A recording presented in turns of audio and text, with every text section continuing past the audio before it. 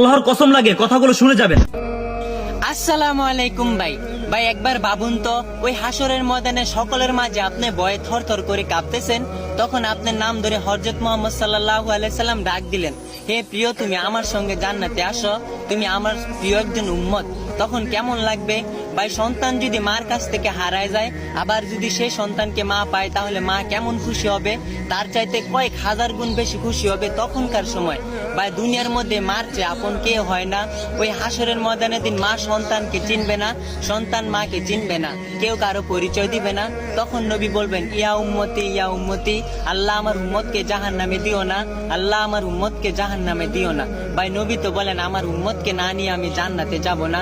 আল্লাহ তুমি আমার সকল ভাইদেরকে হেদায়েত দান করো, বুঝ দান করো, আমাকে দান করো। ভাই চলেন সবাই সবার জন্য দোয়া করি, ইনশাআল্লাহ।